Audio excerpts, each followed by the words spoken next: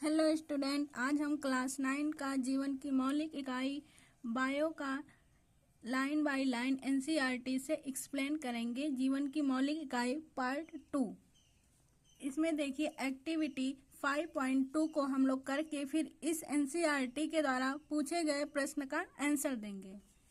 हम पत्ते की झिल्ली, प्याज की मूलाग्र अथवा विभिन्न आकार के प्याज की झिल्ली की अस्थायी स्लाइड बना सकते हैं। फिर उसके बाद हम लोग एक्टिविटी करेंगे, फिर एनसीईआरटी के प्रश्न का आंसर देंगे। तो आइए एक्टिविटी हम लोग स्टार्ट करते हैं।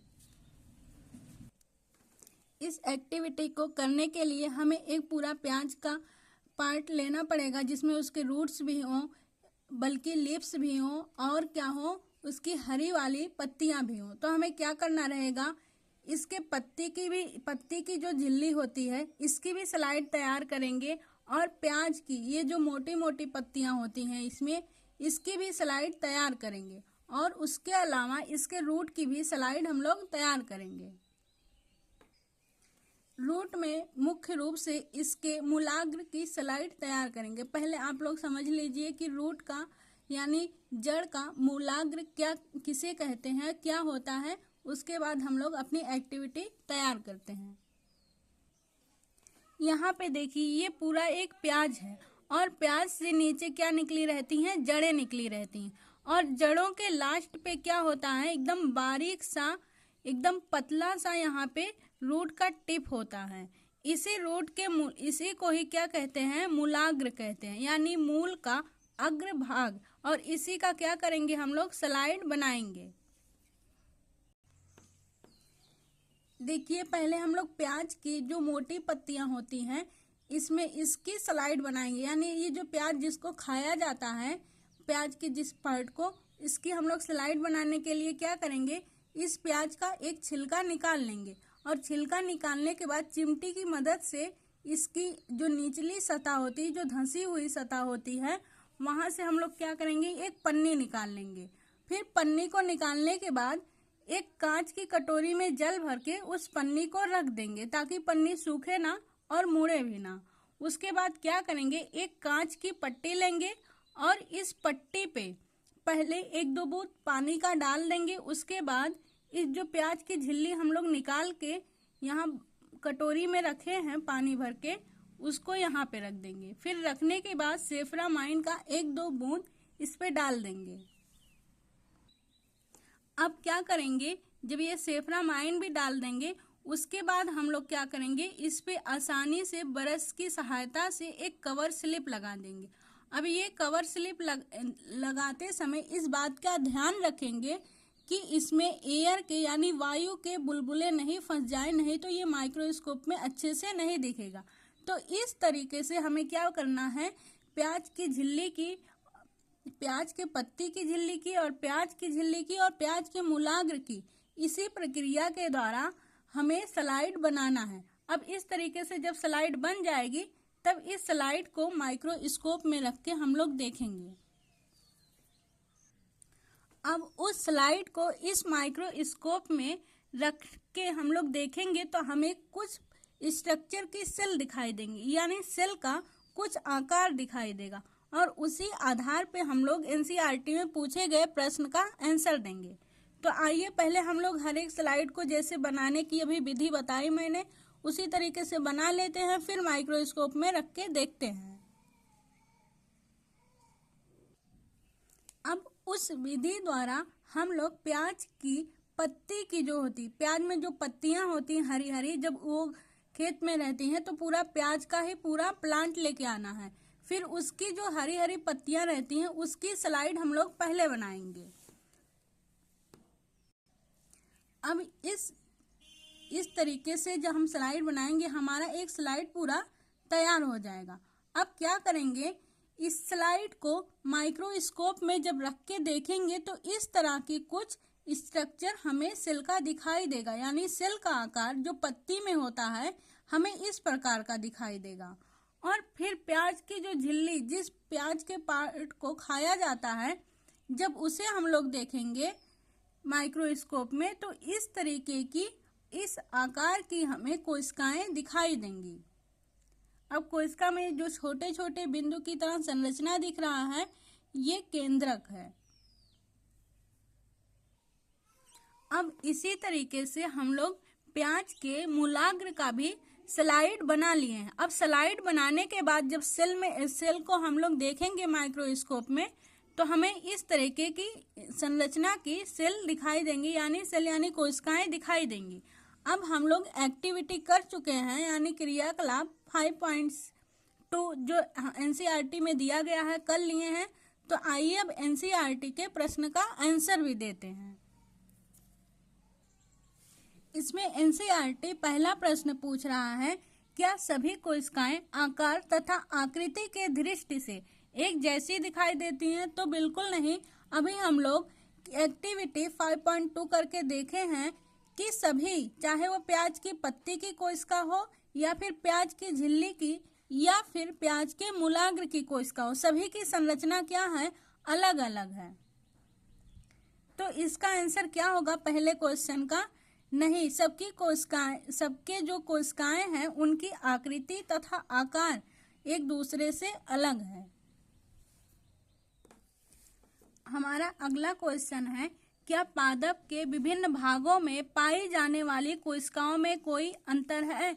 तो बिल्कुल अंतर होता है। जैसे पत्ती की कोशिका रहेगी तो उसमें क्या पाया जाता है? क्लोरोप्लास्ट पाया जाता है, यानी उसको हरा रंग देने के लिए उसमें एक वर्णक पाया जाता है क्लोरोप्लास्ट, जो कोशिकांग होता है, जो पत्तियों को रंगीन बनाता है।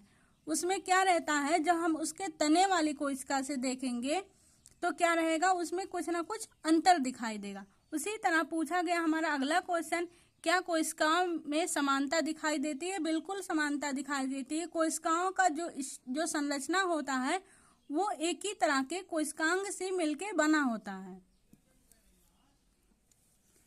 अब हम आगे एनसीईआरटी को लाइन बाय लाइन एक्सप्लेन करते हैं। कुछ जीवों में विभिन्न प्रकार की कोशिकाएं भी हो सकती हैं। जैसे मानव का जैसे कोशिकाएं हैं, मानव के शरीर में जो कोशिकाएं होती हैं वो क्या होती हैं? अलग अलग प्रकार की होती हैं। एनसीईआरटी में दिखाया गया है, अभी हम आपके सामने दिखाते हैं। ये देखिए, जो मानव के शरीर की कोशिकाएं हैं वो अपने कार्य के अनुसार अलग अलग आकार ले लेती हैं। जैसे चिकनी पेशी की कोशिकाएं, जो चिकनी पेशी की कोशिकाएं होती हैं तो उनका क्या काम रहता है?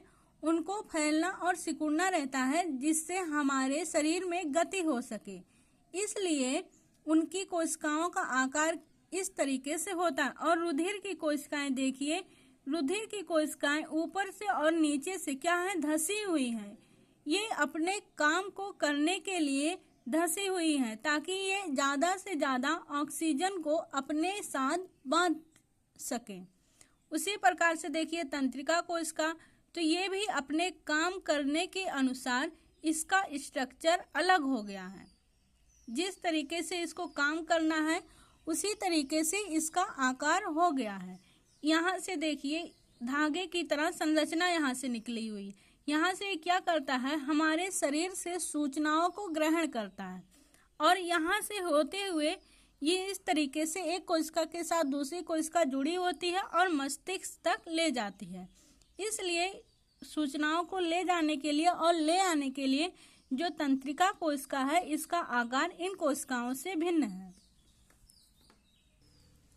यहाँ पे देखिए जो वसा कोशिका है ये क्या करता है? स्टोरेज का काम करता है। तो ये अपने कार्य के अनुसार इसका भी जो स्ट्रक्चर है अलग हो गया। ये अस्थि कोशिकाएं हैं जो हड्डी बनाने का काम करती हैं, तो ये भी अपने आकार में एक दूसरे से भिन्न है। कहने का मतलब यही है, जो कोशिकाएं होती हैं अपने कार्य के अनुसार अपना आकार बदल लेती हैं, यानी जिस हिसाब से उनका काम रहता है उसी हिसाब से उनका आकार भी हो जाता है। कोशिकाओं की आकृति तथा आकार उनके विशिष्ट कार्य के अनुरूप होता है। अभी हमने देखा एनसीईआरटी में जो कोशिकाएं दिए गए हैं मानव के शरीर की, उनके कार्य के हिसाब से उनका आकार क्या है? अलग अलग होता है। कुछ कोशिकाएं अपना आकार बदलती रहती हैं। जैसे एक कोश की अमीबा एक कोशिका का बना होता है। सिर्फ उसके शरीर में एक ही कोशिका होती है वो अपने जीवन के लिए जरूरी सभी काम को करने के लिए अपना आकार बदलती रहती है। जैसे देखिए ये अमीबा की बॉडी कुछ इस तरीके से है और उसका भोजन यहाँ पे उसको दिख रहा है। तो अमीबा क्या करेगा, ये इसके स्यूडोपोडिया होते हैं, यानी ये मिथ्या पाद है। ये इसके पैर होते हैं लेकिन वास्तविक पैर नहीं है। इसी के द्वारा ये क्या करता है, गमन करता है और गमन करके अपने भोजन तक पहुंच गया है और उसके बाद अपने भोजन को चारों तरफ से घेर लिया है। अब यहाँ पे इसके देखिए, यहाँ पे जो अमीबा का आकार दिख रहा है ये अलग प्रकार का दिख रहा है और फिर यहाँ पे इसका आकार देखेंगे तो अलग तरीके से दिखाई दे रहा है। तो ये क्या कर रहा है, न्यूट्रिशन को लेने के लिए अपने आकार को चेंज कर रहा है।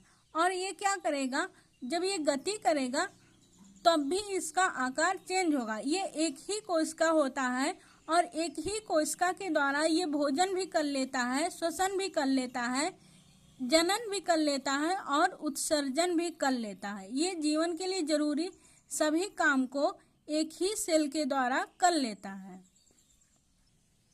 आगे देखिए बताया गया, कुछ जीवों में कोशिका का आकार लगभग स्थिर रहता है और प्रत्येक प्रकार की कोशिका के लिए विशिष्ट होता है। उदाहरण के लिए तंत्रिका कोशिका। अभी हमने अमीबा का संरचना देखा तो वहाँ पे हम लोग देखें कि अमीबा का आकार निश्चित नहीं होता है, वो कभी भी किसी भी आकार में रह सकता है। लेकिन इसमें देखिए बताया गया है कि कोशिका का आकार क्या रहता है, स्थिर रहता है कुछ जीवों में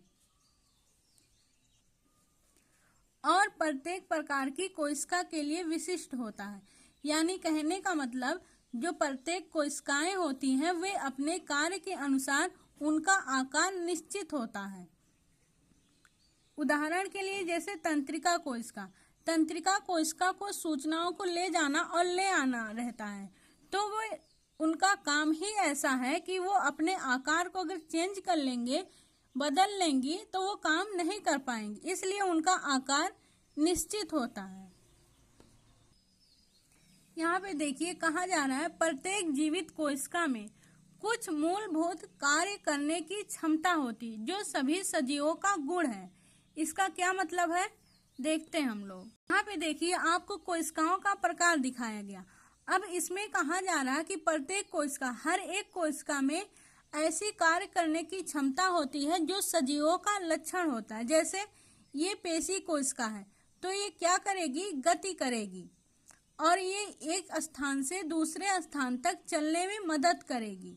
और ये कोशिका जो रुधिर की कोशिका है ये क्या कर रही है, श्वसन में सहायता कर रही है और हार्मोन और जो पोषक तत्व हैं एक जगह से दूसरी जगह ले जाने में मदद भी कर रही है। उसी तरीके से ये तंत्रिका कोशिका उत्तेजना को, उद्दीपक को जो वातावरण में मिलता है उसे ले जाने का और ले आने का काम कर रही। तो ये सब काम क्या, किसके गुण है, सजीवों के गुण हैं। ये जो काम कर रहे हैं कोशिकाएं, ये सजीवों की लक्षण होती हैं। यहाँ पे अब एनसीईआरटी क्वेश्चन कर रही है कि एक जीवित कोशिका ये मूलभूत कार्य कैसे करती है।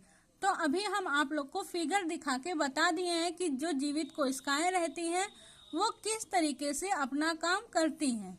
हम जानते हैं कि बहुकोशिकीय जीवों में श्रम विभाजन होता है, जैसे कि मनुष्य में। इसमें बताया जा रहा है कि जो मनुष्य की कोशिकाएं होती हैं उनमें क्या रहता है, श्रम विभाजन होता है। वे अपने काम का बंटवारा कर लेती हैं और जो काम जिस कोशिका को मिला रहता है वो कोशिकाएं अपना ही काम को करती हैं। यहाँ पे देखिए बहुकोशिकीय जीव की जो कोशिकाएं हैं दिखाई गई है। तो यहाँ पे ये जो कोशिका है इसका काम क्या है, गति प्रदान करना, और ये कोशिका का काम है सूचनाओं को ले जाना और ले आना। तो ये कोशिकाएं क्या कर लिए हैं, अपने काम का बंटवारा कर लिए हैं, जिसे श्रम विभाजन कहते हैं। उसी तरीके से जो अस्थि की कोशिका है ये क्या करेगी, हड्डी का निर्माण करने में अपना काम करेगी और ये वसा कोशिका अतिरिक्त भोजन को अपने अंदर स्टोर करेगी। तो ये समझ में आ गया कि जो बहुकोशिकीय शरीर होता है उसकी जो कोशिकाएं होती हैं वो क्या कर लेती हैं, अपने काम का बंटवारा कर लेती हैं। इसका अर्थ है कि शरीर के विभिन्न अंग विभिन्न कार्य करते हैं। जैसे मनुष्य के शरीर में रुधिर, हृदय क्या करता है, रुधिर को पंप करता है, तथा अमाशय भोजन का पाचन करता है आदि बताया गया है। कि इसका अर्थ यही है, अगर कोशिकाएं अपने काम को बांट ले रही हैं तो उसी तरीके से जो मनुष्य के शरीर में अंग रहते हैं वो भी क्या करते हैं, अपने काम का बंटवारा कर लेते हैं। यानी शरीर में जो विभिन्न अंग पाए जाते हैं उनके कार्य अलग अलग होते हैं। यहाँ पे बताया गया है कि मनुष्य के शरीर में जो हृदय होता है वो सिर्फ रुधिर को पंप करता है। तो हृदय कुछ भी हो जाए वो सिर्फ अपना ही काम करेगा, किसी और का काम नहीं करेगा। वो सिर्फ रुधिर को पंप करेगा, यानी उसको एक प्रकार का बल प्रदान करेगा। और अमाशय क्या करेगा, भोजन का पाचन करेगा। तो सिर्फ वो भोजन का ही पाचन करेगा, चाहे कुछ भी हो जाए। इस प्रकार कोशिका में भी श्रम विभाजन होता। वास्तव में ऐसी प्रत्येक कोशिका में कुछ विशिष्ट घटक होते हैं। कहा जाना जो कोशिका होती है उसके अंदर कुछ विशिष्ट घटक होते हैं, यानी कोशिकाएं जो होती हैं वो भी कुछ चीजों से मिलकर बने हुए होते हैं, जिन्हें क्या कहते हैं, कोशिकांग कहते हैं। प्रत्येक कोशिकांग एक विशिष्ट कार्य करता है। जैसे कोशिका में नए पदार्थ का निर्माण करता है। कुछ कोशिकांग ऐसे होते हैं जो क्या करते हैं, निर्माण का काम करते हैं। और कुछ कोशिकांग ऐसे होते हैं जो अपशिष्ट को, यानी कोशिका में जो खराब पदार्थ है उसको बाहर करने का काम करते हैं। अभी मैंने बताया कि जो प्रत्येक कोशिका होती है उसमें कुछ विशिष्ट घटक होते हैं जिसे कोशिकांग कहते हैं। तो यहाँ पे देखिए, जो कोशिका होती है वो भी कुछ न कुछ छोटे छोटे कोशिकांगों से मिलके बनी होती है। वो कोशिकांग क्या है, ये यहाँ पे देखिए माइटोकॉन्ड्रिया है, यहाँ पे तारक केंद्र है, प्लाज्मा झिल्ली है, केंद्रक है। यहाँ पे ये सब क्या है, आपको जो दिख रही है ये सब कोशिकांग है। और इन्हीं से मिलके एक सेल का निर्माण होता है। अब ये कोशिकांग कहा जा रहा है ये भी कुछ ना कुछ अपना अलग अलग काम को करती है। जैसे माइटोकॉन्ड्रिया श्वसन से संबंधित कार्य को करेगा। और यहाँ पे जो लाइसोसोम है, लाइसोजाइम है, इसमें ऐसा एंजाइम होता है जब इस कोशिका को क्या करना रहता है, नष्ट करना रहता है, या फिर कोशिका के अंदर कोई हानिकारक पदार्थ आ जाता है जिसे नष्ट करना रहता, तो वो काम कौन करता है, लाइसोजाइम करता है। उसी तरीके से जो केंद्रक है वो इन सभी कोशिकांगों का मालिक होता है। तो इस तरीके से ये जो कोशिकांग जिससे कोशिका मिलके बनी होती है उन्हें क्या कहते हैं, कोशिकांग कहते हैं। और बताया था कि जो कोशिकांग होते हैं उनका कार्य विशिष्ट होता है। जैसे आपने माइटोकॉन्ड्रिया का एक अलग काम देख लिया, तो ये श्वसन से ही संबंधित कार्य को करेगा। और यहाँ पे देखिए चिकनी अंतःद्रव्यी जालिका, तो ये क्या करेगा, लिपिड को बनाने का काम करता है। इसी तरीके से खुरदुरी अंतःद्रव्यी जालिका होती है, उसका काम अलग होता है। तो ये जो कोशिकांग है ये भी क्या कर लेते हैं, अपने काम को बांट लेते हैं। इन कोशिकांगों के कारण ही एक कोशिका जीवित रहती है। जो कोशिका में अभी मैंने कोशिकांग दिखाए उन्हीं के कारण ही जो कोशिका रहती है वो जीवित रहती है और अपने सभी काम को कर पाती है। ये कोशिकांग मिलके एक मूलभूत इकाई बनाते हैं जिसे कोशिका कहते हैं। कोशिका किससे मिलके बनी होती है, कोशिकांगों से मिलके बनी होती है। अभी हमने देखा आगे कि कोशिका का जो संरचना रहता है, जो आकार रहता है, वो क्या रहता है, अलग अलग रहता है। लेकिन मजे की बात क्या है कि जो कोशिकाएं होती हैं वो एक ही प्रकार के कोशिकांग से मिलके बने होते, चाहे उनका आकार कैसा भी हो या फिर उनका काम कैसा भी हो, उनके अंदर जो तत्व पाए जा रहे हैं, जो कोशिकांग पाए जा रहे हैं, वो आपस में एक जैसे हैं।